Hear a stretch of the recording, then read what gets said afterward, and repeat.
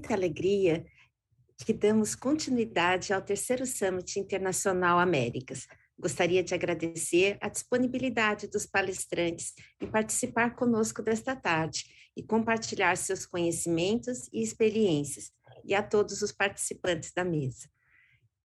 Dando continuidade, gostaria de convidar para moderar a primeira mesa o professor Dr. José Suassuna, professor titular da Universidade do Estado do Rio de Janeiro e diretor do Complexo Américas na área de nefrologia. Seja bem-vindo, Suassuna. Obrigado, Fernanda. Thank you very much, Fernanda. We'll continue in English for the sake of our guest speaker, because he probably Nosso convidado principal, ele até estudou um pouquinho de português, mas ele não é fluente. Mas esperamos que, com tantas visitas, todas as visitas que estamos planejando no futuro, para ele vir para o Brasil, ele vai acabar ficando fluente no português. É meu prazer co-presidir essa sessão inicial sobre um assunto bastante em voga na nossa área de especialidade, que são as mudanças que os biomarcadores estão causando na medicina em várias áreas. Demorou um pouco, mas chegou também a nefrologia, principalmente a área de injúria renal aguda. Sem mais delongas, vamos deixar mais tempo para o nosso palestrante principal falar. Gostaria de chamar o meu colega Tiago Reis para apresentar o nosso palestrante de hoje. Boa tarde a todos, é um prazer estar aqui para este evento tão importante. Eu tenho a satisfação de apresentar o Dr. John Callow, da Unidade de Terapia Intensiva da Universidade de Pittsburgh e atualmente Chief Medical Officer da Spectral.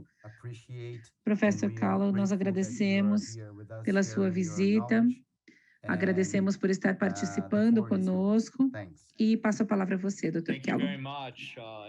Muito obrigado. É um imenso prazer estar aqui. Eu gostaria muito de estar aí pessoalmente, mas estou aqui na reunião da Sociedade Americana de Nefrologia em Orlando. Com certeza, eu teria gostado muito de estar aí, estaria melhor a culinária e vários outros aspectos. Hoje mesmo eu vou a uma churrascaria brasileira, jantar com os colegas, para eu não sentir tanto essa oportunidade que eu perdi de estar com vocês pessoalmente. Obrigado pelo convite. Vou compartilhar meus slides.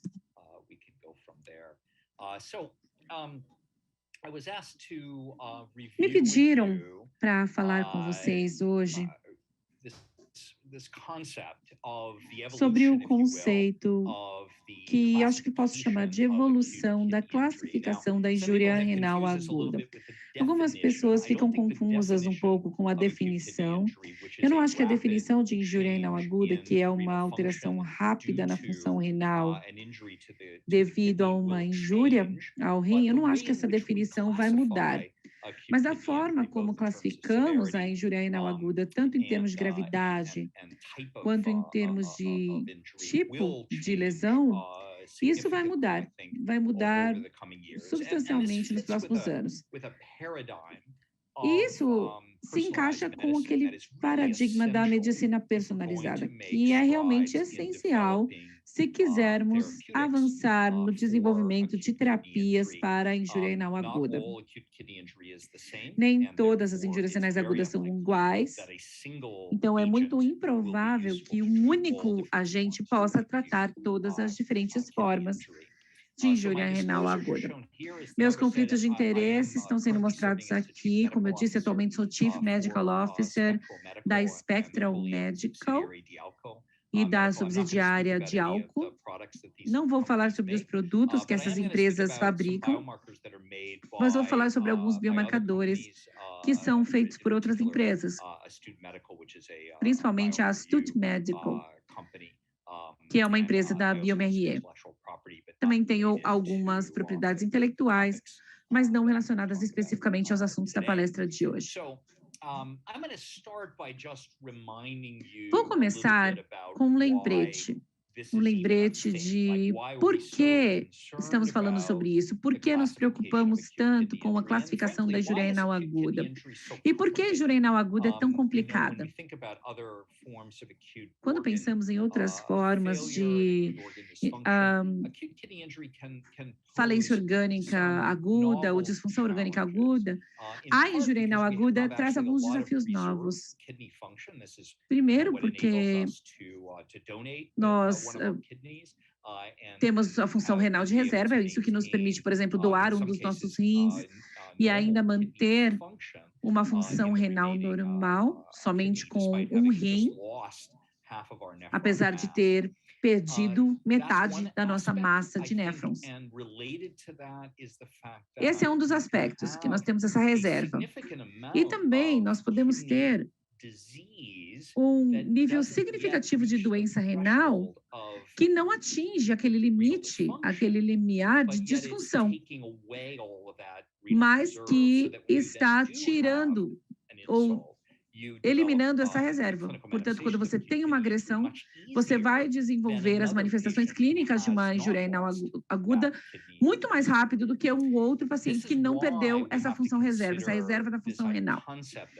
E é por isso que nós consideramos esse conceito de injúria renal subclínica, ou seja, você pode ter uma injúria renal que não se manifesta, que não se expressa com alterações na função renal. Eu vou falar mais sobre isso depois. E também temos a questão do que acontece na parte da recuperação. Nós esperamos que nossos pacientes se recuperem completamente, mas às vezes eles têm apenas uma recuperação aparente, ou seja, a função retorna, mas eles continuam tendo uma perda residual de néfrons e uma perda dessa reserva renal, o que pode trazer riscos de saúde renal no futuro. Também temos os casos de disfunção renal persistente, que nós chamamos de doença renal aguda. Daqui a pouco eu vou falar sobre isso. E também temos a doença renal crônica. Portanto, é um panorama bastante complicado, é uma taxonomia mais complicada, que exige algumas ferramentas adicionais para que a gente possa realmente explorar e classificar essas diferentes condições. Antes dos critérios RIFLE, que foram propostos pela iniciativa de qualidade de diálise muitos anos atrás, e depois foi refinado por um grupo conhecido como a KIN, e finalmente teve a consolidação pela CADIGO dessas definições. Então, desde 2012, nós temos um critério, uma definição internacional padronizada para a injúria renal aguda, que nos serve muito bem. Nós não vamos abandonar esses critérios padronizados, mas todos nós reconhecemos que existem limitações nessa classificação. Primeiro, ela só considera a função. Ela não considera, como, por exemplo, a doença renal crônica, que considera evidências de danos aos rins. Então, para a doença renal crônica, nós não examinamos apenas a função, nós examinamos também os danos e os biomarcadores. Agora, para a injúria renal aguda, não existem marcadores de danos renais validados, não existiu em 2012 para que a gente pudesse incorporar nesses critérios. Portanto, nós simplesmente fazíamos a medição de creatinina sérica, débito urinário, com marcadores bastante limitados. Juntos, eles funcionam melhor do que isolados, porque, por exemplo, a creatinina sérica, nós temos o problema da insensibilidade, por causa da questão da reserva renal funcional, ou seja, que você pode ter muitos danos aos rins e perder muita função renal antes da creatinina se elevar, então a sensibilidade não é muito boa, e também não é muito tempestivo, porque demora para a creatinina sérica se elevar. E quando você tem oligúria, existe uma progressão mais rápida da oligúria do que o aumento da creatinina sérica. Então, temos aqui um aumento na sensibilidade se você usa o critério do débito urinário. Agora, o débito urinário não é muito específico, já a creatinina sérica é muito mais específico, totalmente específico, porque você pode ter quadros, por exemplo, com alguns medicamentos podem aumentar a creatinina sérica por causa de uma mudança na reabsorção, sem alterar a função renal propriamente dita. Mas a creatinina sérica continua tendo uma especificidade muito maior do que o débito urinário, porque o débito urinário também é uma função do preenchimento cardíaco e da função cardíaca até certo ponto. Este é um modelo conceitual que incorpora tanto os estágios funcionais, estágio 1, estágio 2, estágio 3, e também aquele conceito que eu mencionei de marcadores de dano renal, complementando os marcadores de filtração glomerular que podemos usar, como a creatinina sérica, cistatina C e o débito urinário. Mas agora incorporando os marcadores de danos renais para produzir, como eu posso dizer, produzir uma visão mais holística do que está acontecendo nos rins, muito mais semelhante ao que fazemos na doença renal crônica. E vejam que isso aqui data de algum tempo atrás, aquela aspiração que nós tínhamos de ter marcadores de danos renais nos nossos critérios de estadiamento. Isso já existe há algum tempo, essa ideia já existe há algum tempo. Isso não é um fenômeno novo, não é novidade. E são duas mãos aqui. Isso vai tanto na direção do desenvolvimento da injúria renal aguda e também resolução da injúria renal aguda. E eu gostaria de mostrar que a creatinina, como eu já disse antes, a creatinina é um marcador problemático. Esse é o estudo de Max Bell, de alguns anos atrás, em 845 pacientes, e vejam que, se você olhar os quartis da creatinina sérica no momento da internação na UTI, vejam que não há relação com a sobrevida dos pacientes. Isso pode ser uma surpresa, de certa forma, porque a creatinina sérica, de alguma forma, é uma medida de filtração glomerular, e as medidas de filtração glomerular deveriam ter relação com a sobrevida. Mas pacientes diferentes vão ter taxas de filtração glomerular basais diferentes e não há diferença na sobrevida. Portanto, é a alteração da função renal que faz a diferença aqui. É por isso que os critérios RIFLE, que foram aquela primeira iteração dos critérios padronizados, avaliam a mudança na creatinina. E quando você avalia a mudança na creatinina, aí sim você começa a ver essa correlação com a sobrevida. E o ponto importante é que mesmo neste estudo, que foi o RIFLE-R, o RIFLE-R foi diferente de ausência de injúria renal, mas foi estágio 2 e estágio 3 que tiveram uma influência maior na sobrevida dos pacientes. Acho que nesse caso estamos falando de um acompanhamento de cerca de 3 anos após a internação na UTI. E isso já foi padronizado e já foi validado em vários estudos. Este é um estudo da Austrália. Vemos aqui o número de pacientes de diferentes níveis, diferentes estágios de injúria renal aguda, todos esses pacientes internados dentro da UTI. E este estudo também nos ajudou com o seguinte: você pode encontrar a falência, que nós chamamos de estágio 3, tanto com base em um aumento absoluto acima de um determinado limite e também um aumento de 3 vezes na creatinina. E vejam que eles correspondem à mesma taxa de mortalidade em pacientes internados. Também podemos definir com base, por exemplo, em terapia substitutiva renal dentro de uma instituição. Mas há várias maneiras de definir a injúria renal aguda estágio 3, que corresponde mais ou menos a uma taxa de mortalidade, sinais de mortalidade semelhantes. Podemos fazer um pouco mais, como fizemos lá em Pittsburgh. Lá nós produzimos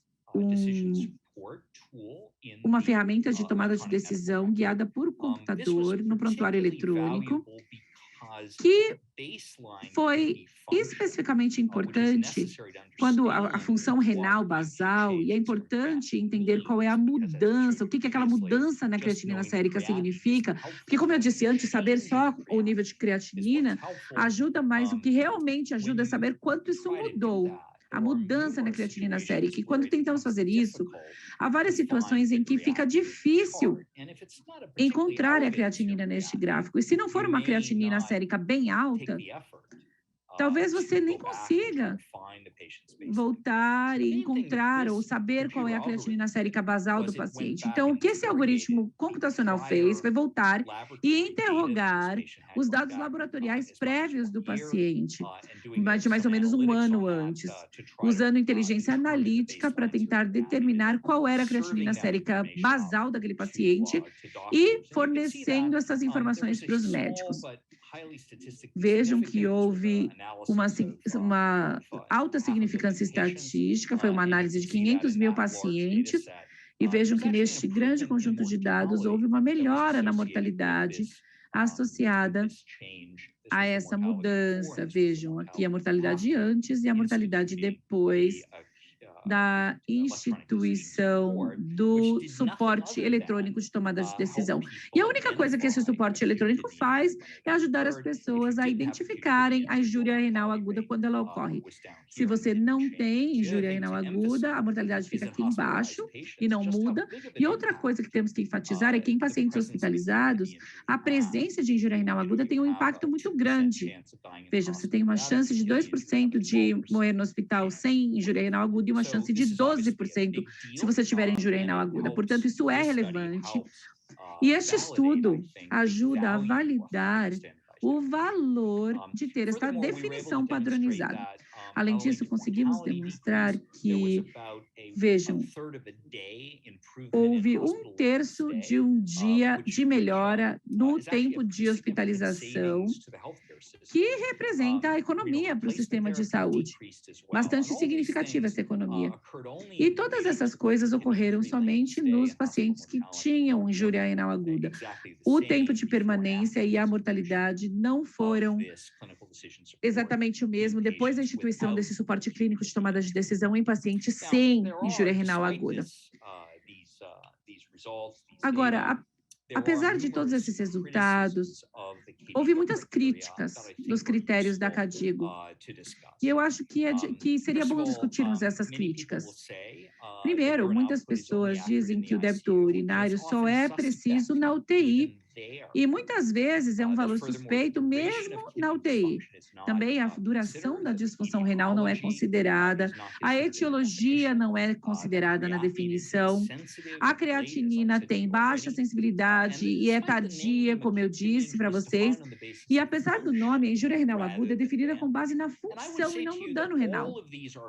Então, o que eu digo para vocês é que todas essas críticas são válidas, todas essas são críticas válidas dos critérios da KDIGO, e todos nós conhecemos muito bem, os autores com certeza conhecem muito bem essas críticas.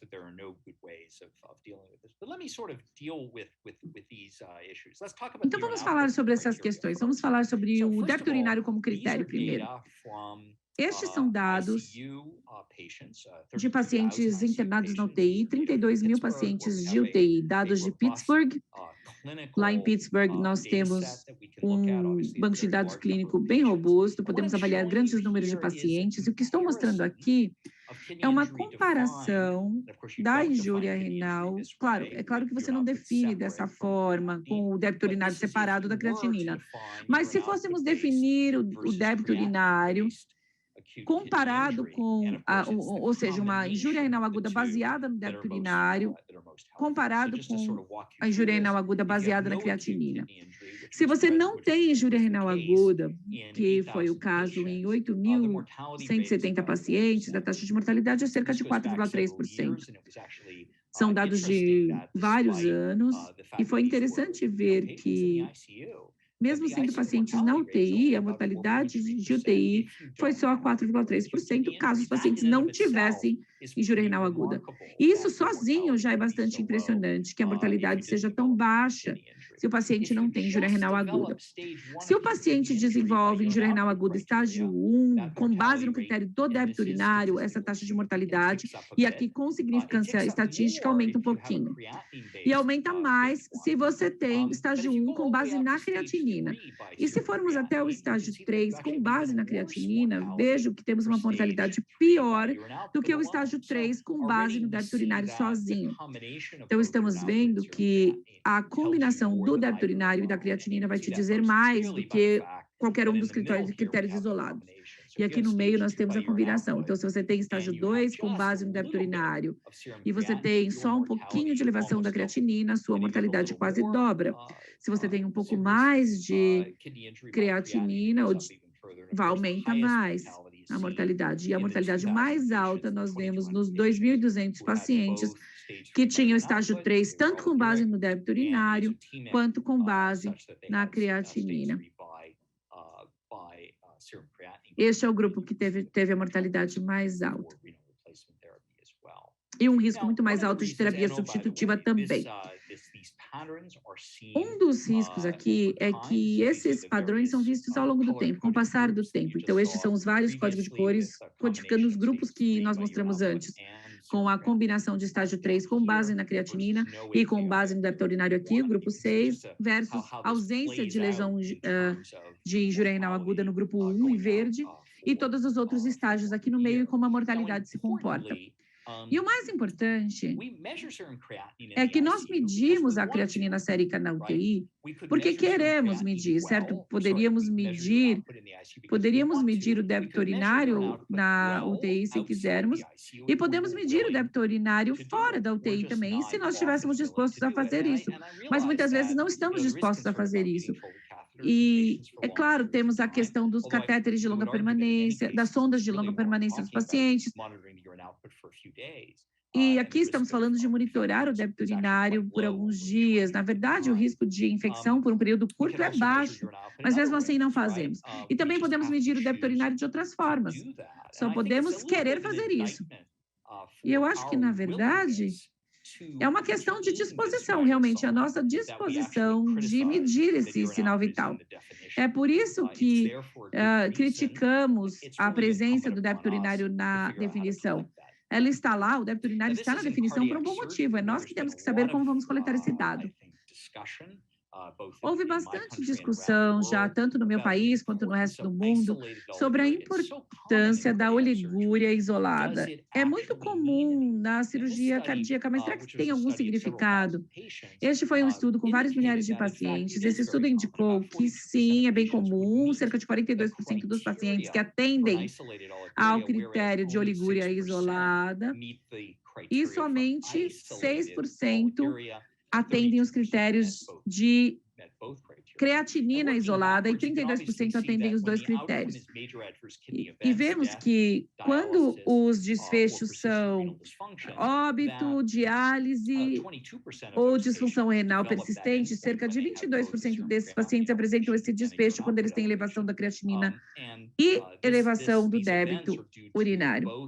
E esses eventos são devido ao desenvolvimento de doença renal crônica e também óbito. Tem poucos eventos de diálise neste conjunto de dados, como vocês podem imaginar, mas isso também acontece para uma elevação isolada da creatinina, em que óbito e doença renal crônica são o que compõem este desfecho. Agora, vamos ver a oligúria isolada. Quando comparamos com a ausência de injúria renal aguda, ainda há um aumento considerável neste desfecho, que são eventos renais adversos maiores.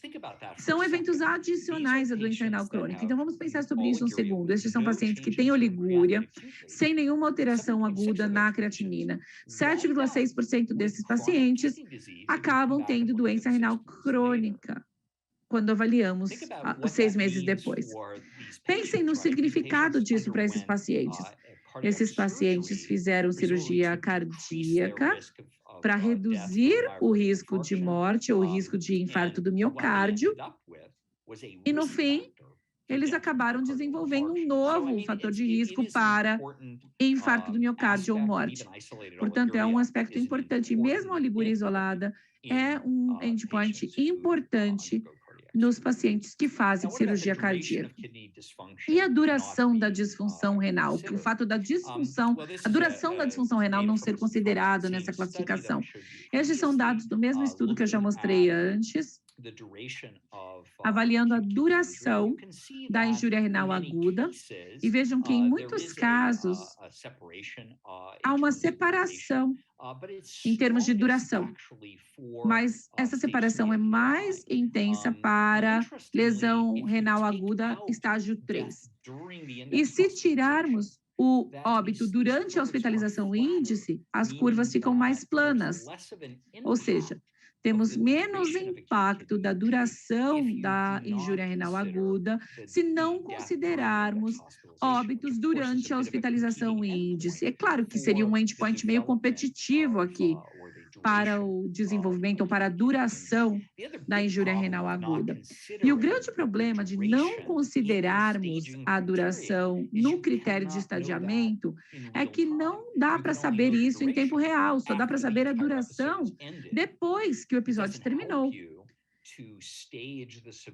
Não dá, então, para estadiar a gravidade com um dado prospectivo, para um manejo prospectivo do paciente, se você tem que esperar o episódio terminar para poder estadiá-los.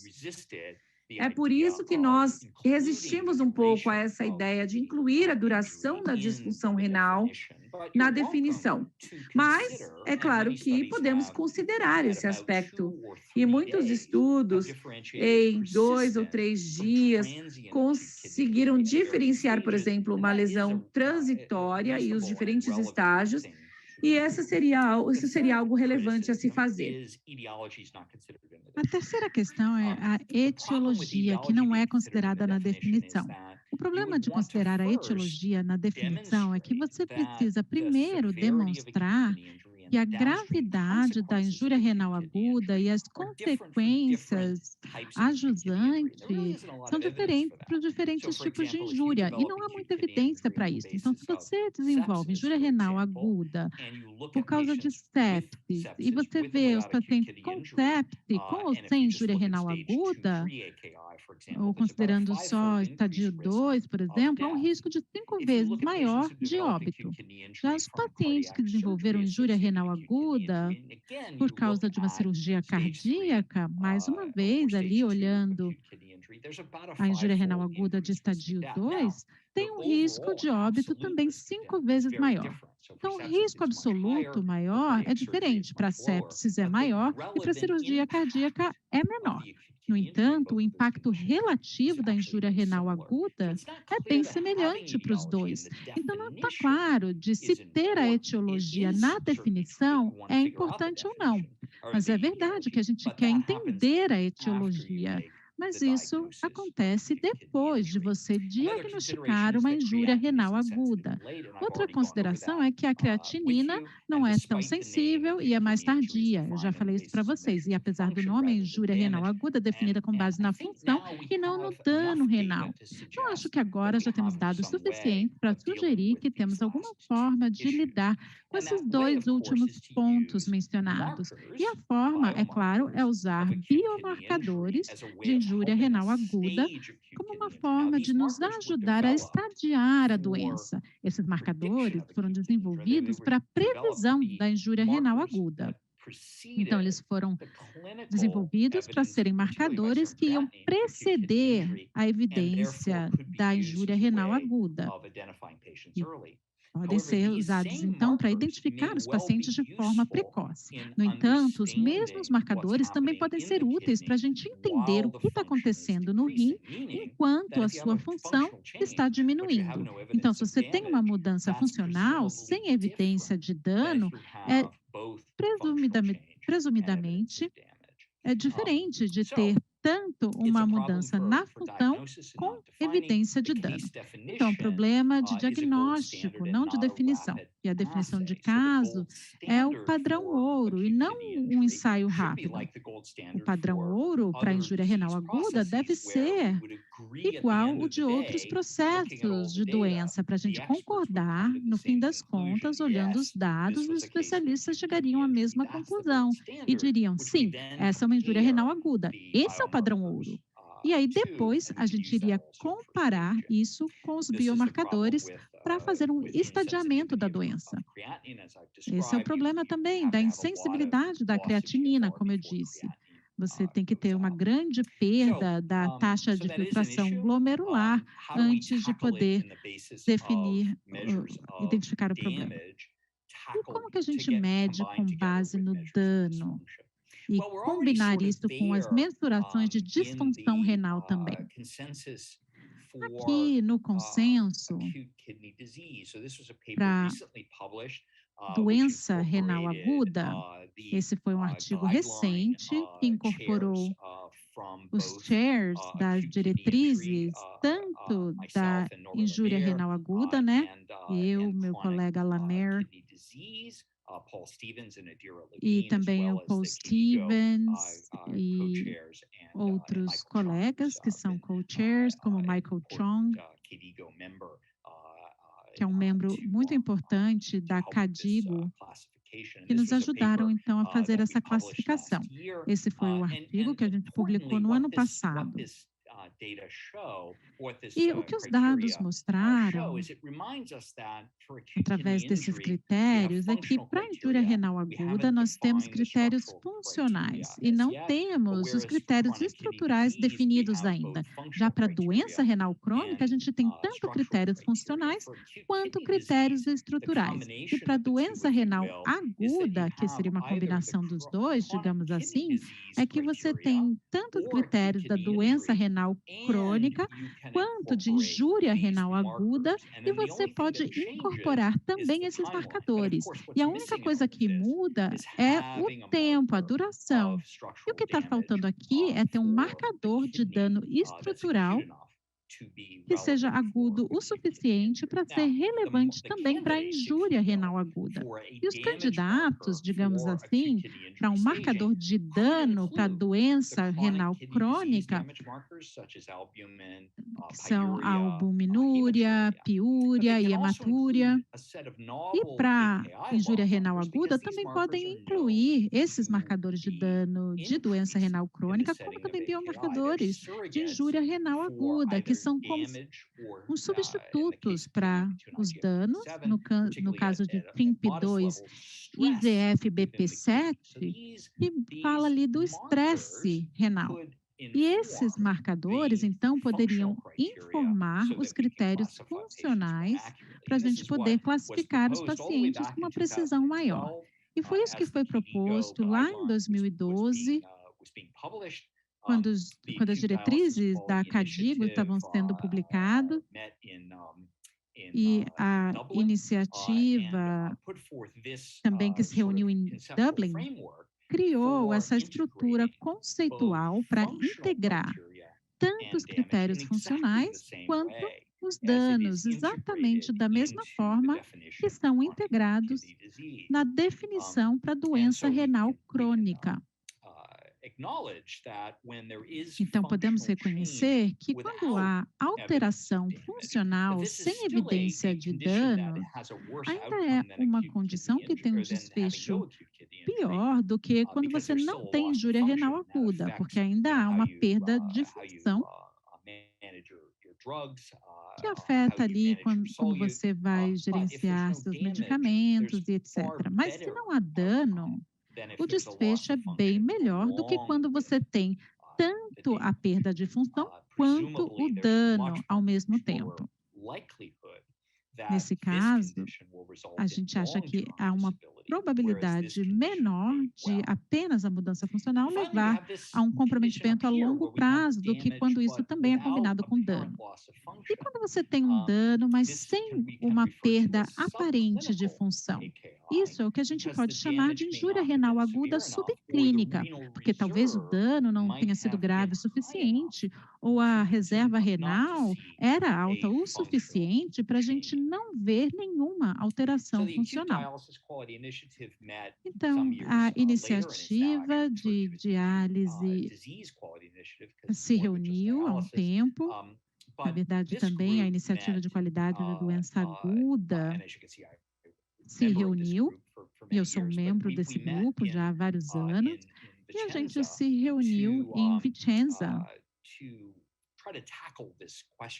para tentar responder essa pergunta. Como que a gente pode incorporar os biomarcadores no estadiamento diagnóstico da injúria renal aguda, sem ficar muito preocupado ali com qual biomarcador, mas sim se preocupar em como incorporar esse biomarcador na estrutura. Isso é o que foi publicado no JAMA Open. Vocês podem ver aqui que os critérios existentes eram puramente funcionais. Então, para estadio 1, você tem um aumento na creatinina sérica ou uma redução do débito urinário. Mas você pode imaginar que há 3 tipos de estadios 1.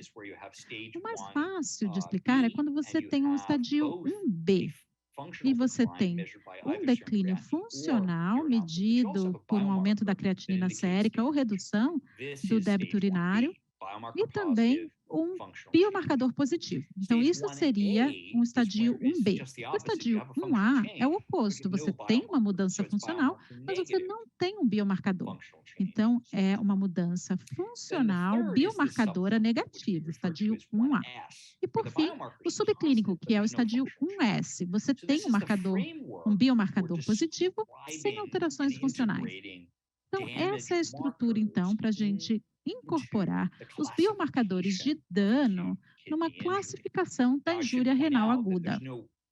E eu quero destacar que não há S apenas no estadio 1. É o 1S mesmo, porque depois, no estadio 2, você sempre tem evidência de alteração funcional. Então, não existe estadio 2S, mas sim só estadio 2A, onde não há dano, e estadio 2B, onde há dano, e depois estadio 3A, onde você tem uma função bem alterada, com dano, e estadio 3B, quando você tem disfunção significativa, com evidências de danos também.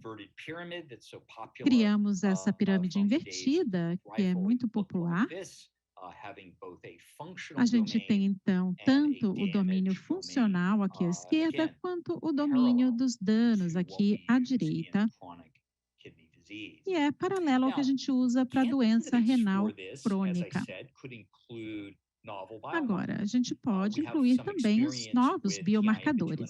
Temos experiência com TIMP2 e IGF-BP7, que são testes aprovados pelo FDA, que já tem milhares de pontos de dados disponíveis, tanto em pesquisas quanto na prática clínica mesmo, porque os biomarcadores são usados, não tanto quanto eu gostaria ainda, mas já são bastante utilizados em vários hospitais da América do Norte e da Europa. E podemos ver que esses dados foram publicados há bastante tempo por Jay Coyner, em 2014, em que o TIMP2 tinha níveis aqui considerados em pacientes que tinham injúria renal aguda e eram biomarcadores positivos nesse limite superior, comparado com os que tinham injúria renal aguda, mas eram biomarcadores negativos, tinham um risco muito maior de óbito em um ano. Então, essa ideia de diferenciar formas da injúria renal aguda com base em o paciente ser biomarcador positivo ou biomarcador negativo. Esse estudo foi levado adiante num estudo recente de Michael Ioannidis e outros, em que o TIMP2, também nesse ponto de corte de 2.0, foi avaliado na linha basal, junto com o estadiamento da injúria renal aguda durante uma semana. E o desfecho aqui é a probabilidade de óbito ou diálise em 9 meses. E podemos ver que o risco mais alto foi visto em paciente com injúria renal aguda de estadio 2 e 3. E o risco era mais baixo para quem não tinha injúria renal aguda ou não tinham progressão para o estadio 2 ou 3 da injúria renal aguda. E aqui, no intermediário, eram pacientes com injúria renal aguda estadio 1 que não estavam progredindo para estadio 2 e 3. E temos duas linhas aqui, né? Se vocês estão prestando atenção, vocês devem ter adivinhado que a diferença era se o paciente é biomarcador positivo ou negativo. Se é biomarcador positivo, o estadio 1 parece estadio 2 ou 3. Mas se for negativo, o estadio 1 já parece como não ter injúria renal aguda. Então, ter estadio 1 pode dizer que não é algo preocupante ou que é, sim, muito preocupante. E a única diferença entre um e outro é ser biomarcador positivo ou negativo. E essa é a diferença também entre o estadio 1A e o estadio 1B. E a insensibilidade da creatinina, mais uma vez, se torna um problema, né? É por esse motivo que a gente tem o estadio 1S. Se você inclui o débito urinário como parte da definição, que você deveria, você tem menos casos em que você tem dano sem alteração funcional. Mas, como vocês sabem, há várias condições de injúria renal aguda produzidas por alguns medicamentos e cirurgia cardíaca, mas a injúria renal aguda associada ao medicamento o débito urinário não te ajuda mais do que a creatinina sérica nesses casos. Temos um estudo que foi publicado recentemente em pacientes com cirurgia cardíaca que tinham ou a injúria renal aguda ou não tinham nenhuma injúria renal aguda, e esses pacientes foram acompanhados para ver sua reserva renal através de um teste. E os pacientes que tinham injúria renal aguda perderam a sua reserva renal quando tinham essa injúria, enquanto eles tendiam a manter a sua reserva renal funcional quando não tinham a injúria renal aguda. Faz sentido, né? Porque a injúria renal aguda é associada a uma lesão no rim e perda de néfrons, que são cruciais para a reserva renal funcional. Mas o interessante é que eles também olharam com mais cuidado esse grupo de pacientes aqui que eram negativos para a injúria renal aguda e viram que podiam estratificá-los em pacientes que eram negativos aqui, de acordo com a função, e também negativos de acordo com o biomarcador, nesse caso TIMP2 e IGF-BP7. Então, aqui seriam não tem injúria renal aguda e os pacientes que eram do estadio 1S, porque não tinham injúria renal aguda, mas tinham um biomarcador positivo. E esses pacientes não vieram a óbito e não fizeram reposição renal em 6 meses, mas tiveram, sim, uma perda da reserva renal funcional. Isso é importante, porque essa é uma medida muito sensível do que está acontecendo no rim.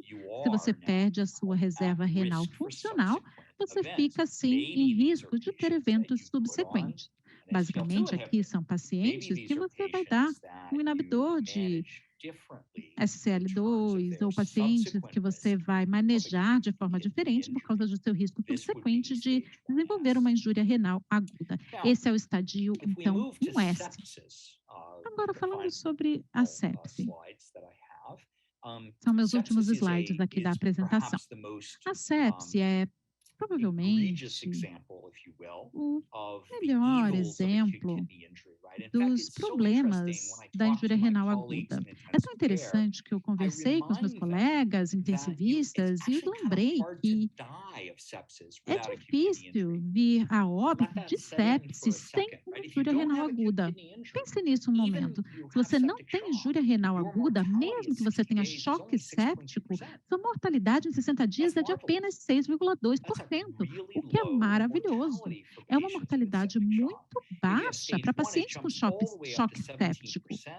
Agora, se você tem estádio 1, a sua chance é de 17%, e se for de estádio 2 ou 3, a sua mortalidade aumenta quase 4 vezes, olha, chegando a 27%. Então, se você pode prevenir a injúria renal aguda em pacientes com sepse, você pode reduzir a mortalidade global desse paciente. Mas você não pode prevenir, em muitos casos, porque, em geral, ela já está presente nos pacientes com sepse. Mas há muitos pacientes que têm estadio 1 e você pode prevenir que eles passem para um estadio 2 ou 3 e assim você pode ter um impacto significativo na mortalidade desses pacientes. E o interessante é depois, então, aplicar esses mesmos critérios ou as mesmas alterações funcionais assistidas por biomarcadores e adicionar, então, ao estadio clínico. E avaliar, então, a mortalidade em 30 dias. O que você vê para TIMP2 e IGF-BP7 é que há pouquíssimos pacientes que atendem os critérios para ser estadio 1S. Isso porque o biomarcador funciona. Há poucos pacientes mesmo que têm um biomarcador positivo e que desenvolvem injúria renal aguda. Tudo bem, dá para estadio 1 um pouquinho mais, estadio 2 bem mais. E bastante pacientes aqui que desenvolvem uma injúria renal aguda, estadio 3, que são biomarcadores positivos. Esses percentuais aqui são a mortalidade associada com injúria renal aguda biomarcador positiva, comparada com a biomarcador negativa. Aqui, olha, sem injúria renal aguda, no estadio 1, não tem uma diferença significativa na mortalidade. Mas a mortalidade dobra no estadio 1 quando o paciente é biomarcador positivo. E no estadio 2 e 3, há um aumento estatístico significativo associado com ser biomarcador positivo em comparação com ser biomarcador negativo. O biomarcador KIM funciona muito bem, especialmente para estadio 3. Aqui há um aumento pequeno para estadio 2, estadio 1 não é muito significativo, apesar de parecer, mas eu acho que é provavelmente porque ele cai na análise de sensibilidade. Acho que é só uma função do pouco número de eventos nessa categoria. Mas, de qualquer forma, para estadio 2 e estadio 3, o biomarcador KIM1 funciona muito bem. Aqui temos os modelos Cox. Vocês podem ver que aqui estão sobrepostos. Nem dá para ver o estádio 2 e 3 de biomarcador, porque eles estão sobrepostos aqui. Aqui embaixo temos os biomarcadores negativos e o estádio 1 biomarcador positivo está aqui em verde, olha, e aqui embaixo biomarcador negativo, estádio 1 sem injúria renal aguda e estadio 1S. Olha só aqui embaixo, que interessante, em termos da sobrevida em 30 dias. E podemos ver com um pouquinho de ruído que o KIM1 diferencia quase tão bem quanto os outros biomarcadores. Mas talvez não tão bem assim para os níveis mais baixos. Para estadio 2B e 3B, olha aqui em cima, mais uma vez para vocês verem, aqui estadio 1B, 2A e 3A, nas linhas intermediárias aqui. Concluindo, então, eu diria que a injúria renal aguda é atualmente definida como uma mudança abrupta na função renal. Atualmente, isso está limitado a mudanças na creatinina sérica e débito urinário, mas acredito que no futuro teremos medidas melhores de taxa de filtração glomerular em tempo real que vai substituir a creatinina sérica e o débito urinário. Mas até lá, vamos ficar presos nesses marcadores até que essas medidas em tempo real da taxa de filtração glomerular fiquem disponíveis. Será que a evidência de dano renal deve ser incluída na definição da doença renal aguda, assim como usamos para a doença renal crônica? E acho que a resposta é, sem dúvida, sim. mas precisamos identificar os melhores marcadores para o estadiamento e também perda de função. Um candidato é TIMP2, outro é o IGF-BP7, que se comportam com outros pacientes de estádio 1, que são biomarcadores positivos, se comportam como se fosse estádio 2 ou 3. E os de estádio 2 e 3, que são biomarcadores positivos, têm uma sobrevida ainda pior. Então, eu acho que esses são bons candidatos para serem incluídos nesses critérios, como uma forma de incorporar os biomarcadores. Já o TIMP2 não funciona muito bem para o estádio 1S. Parece que o TIM1 funciona um pouquinho melhor nas análises de sensibilidade. Ainda não temos, então, um marcador muito bom para o estádio 1S. NGALAS, em alguns estudos anteriores, estão tentando confirmar isso, mas para sepse não conseguimos encontrar um bom biomarcador, mas talvez para algumas formas de injúria renal aguda a gente possa encontrar. E temos novos pontos de corte e também de tempo que precisam ser estabelecidas para que possamos incorporar esses marcadores no estadiamento formal da injúria renal aguda. Com isso, eu concluo e agradeço muito pela atenção. Muito obrigado, Dr. Kellam. Foi uma apresentação muito esclarecedora. E agora temos um tempinho para comentários. Eu gostaria de começar fazendo algumas perguntas. Eu acho que esse estádio 1S é uma surpresa. Eu chamo de elevação do segmento T, um infarto de nefrologia, porque você tem um eco normal e você tem um biomarcador que te dá ali um diagnóstico. Mas, ao contrário, diferente aqui dos nossos colegas da cardiologia, a gente não sabe bem o que fazer com essa informação. Então, a gente tem essa estrutura que é interessante, mas você só pode olhar de forma retrospectiva. Então, gostaria que você comentasse. Agora que a gente tem essa ferramenta, ou pelo menos essa estrutura, será que a gente deve direcionar nossos estudos clínicos para isso? E antes dos estudos clínicos, tem alguma coisa que a gente pode já fazer com esse conhecimento? Olha, eu dividiria minha resposta em componentes separados, digamos assim. Um deles está relacionado com a seleção dos biomarcadores que você pode usar.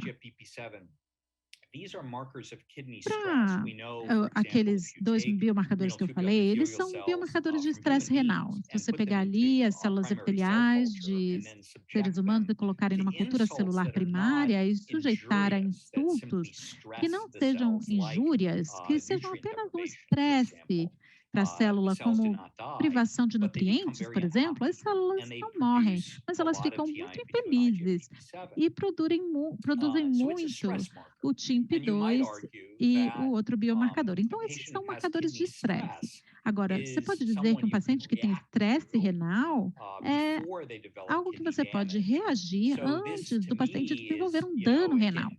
Então, isso para mim, fazendo aí a sua analogia com os cardiologistas, seria uma angina renal. É claro, baseado em outros critérios clínicos, no caso da angina, né? Mas na minha visão, essa é uma oportunidade.